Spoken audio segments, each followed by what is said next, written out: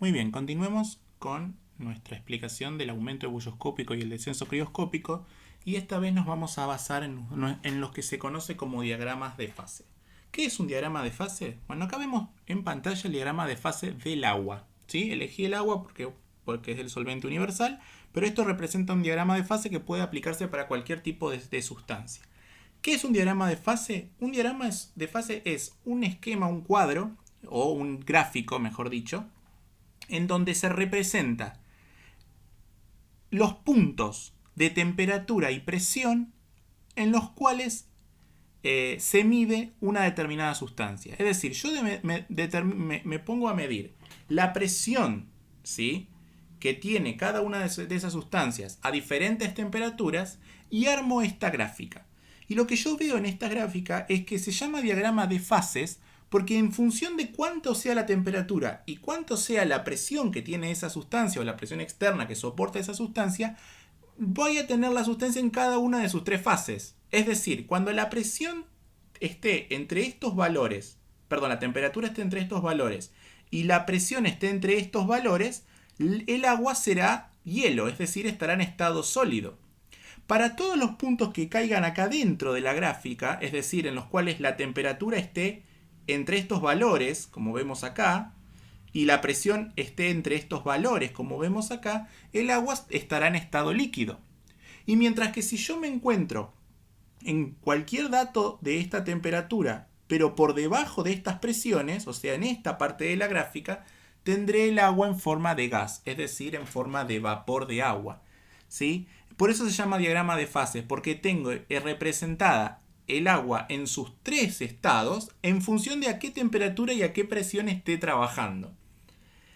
Lo interesante de esto es que entre este punto A y este punto C que tenemos acá arriba, es decir, en esta curva que se formó acá de color azul, tengo coexistiendo el agua en dos estados, líquido y gas, porque en estos puntos no es ni 100% líquido ni 100% gas.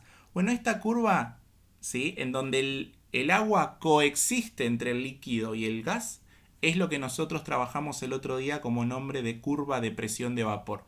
Porque justamente la presión de vapor era la presión en cuando el líquido estaba en equilibrio con su fase vapor. Es decir, yo tenía ese equilibrio dinámico entre las moléculas que pasaban a fase vapor y volvían a la fase líquida. Entonces, a esa temperatura y a esta presión, tengo todos los puntos en los cuales coexisten las dos fases, o lo que es lo mismo, todas las temperaturas en donde tengo las presiones de vapor que nosotros estuvimos trabajando. ¿Sí? Una cosa interesante a tener en cuenta es que según esta gráfica, en este punto A, llamado punto triple, en donde la temperatura es de 0,01 y la presión es de 4,58 torr, que es lo mismo que milímetros de mercurio, el agua consiste en los tres estados. Es decir, si yo llego al agua a esta presión y a esta temperatura, voy a tener tanto vapor de agua como líquido como hielo. La voy a tener coexistiendo en sus tres fases. Es muy loco, busquen si quieren videos en YouTube, hay un montón, en donde se ve claramente este fenómeno. Es muy interesante. Y fíjense, finalmente acá está graficado dos puntos muy importantes. A 760 milímetros de mercurio, si voy a la gráfica, a la curva de presión de vapor, tendré justamente la temperatura de ebullición del agua, es decir, los 100 grados. Y si voy a esta curva, en donde coexiste el sólido con el líquido, ¿qué le está pasando al agua? Está pasando de líquido a sólido y está coexistiendo. Bueno, justamente este punto, que son 0 grados, es el punto de congelación del agua. Por eso todos sabemos que es 0 grados. Acá vemos que 0 coincide con los 760 milímetros de mercurio. Entonces también podemos definir el punto de congelación como la temperatura en la cual la presión corresponde a 760 milímetros de mercurio, pero estoy ahora trabajando en la gráfica de sólido líquido.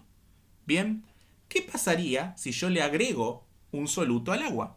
Bueno, justamente lo que voy a observar es que ahora todos estos puntos de presión de vapor, debido a la presencia del soluto, van a descender porque aplicamos descenso de presión de vapor. Entonces, todos estos puntos que los tenía a esta presión con respecto a la temperatura, ahora los voy a tener corridos. ¿Por qué? Porque le agregué al agua o a cualquier solución un soluto. Entonces, esta curva de presión de vapor la tengo ahora disminuida. O sea, todo punto de esta curva bajó porque descendió la presión de vapor. Acá lo vemos explicado en función del agua, que era el gráfico anterior. Bueno, ese corrimiento de la curva a mí me genera una cuestión. A 760 milímetros de mercurio, yo antes tenía este punto, que era el punto de ebullición de la sustancia. Acá lo vemos en este punto de acá. A una atmósfera teníamos el punto de ebullición del agua. Ahora, cuando le agregué el soluto, esta presión cayó, porque justamente desciende la presión de vapor. Entonces ya no estoy más a 760, ahora voy a estar a los 100 grados, estoy a menos presión. No estoy en el punto de ebullición. Entonces tendré que seguir aumentando la temperatura para que la nueva presión se vaya a 760. ¿Sí? Entonces, a este cambio que vemos acá entre los dos puntos se lo conoce como aumento del punto de ebullición. Acá vemos más gráficamente cómo es que se transforma ese punto. ¿Sí? Es decir, ahora lo tenemos corrido, porque yo ahora lo tengo. Vengo acá. Antes a una atmósfera estaba esta temperatura. Ahora bajo la curva, ¡tum!, tengo a menos de una atmósfera, los 100 grados. Entonces tengo que seguir calentando para llegar a los 760 o a una atmósfera de presión. Entonces este delta que vemos acá es el aumento del punto de ebullición. Pero al caer la curva de presión de vapor, también se traslada a la otra, la que tenía que ver con el punto de congelamiento o de congelación. Entonces ahora el punto de congelación que yo lo tenía en este punto antes, ahora lo tengo más atrás, a una temperatura menor. Entonces vemos también, por ejemplo acá, que lo teníamos a esta temperatura del agua y ahora lo tengo corrido más atrás. Entonces ahora descendió el punto de congelación. ¿Sí? Estos diagramas de fase a mí me permiten trabajar, si lo tuviera bien rotulado con todos los datos, los valores. Pero acá es bien gráfico la cuestión del descenso del punto de congelación como del aumento del punto de ebullición. ¿Sí? El aumento del punto de ebullición es claro. El descenso en el apunte habla, por ejemplo, de que se tira sales en las rutas congeladas para bajar el punto de ebullición. Perdón, el punto de congelación. Pues si yo le tiro sal al hielo, le estoy bajando el punto. Entonces ya a 0 grados no congela. Tiene que congelar a menor temperatura. Entonces se derrite y permite la circulación de los autos. Bien, bueno, espero que haya quedado un poco más claro gráficamente estas dos modificaciones de las propiedades coligativas. En el próximo video veremos un ejercicio práctico. Hasta luego.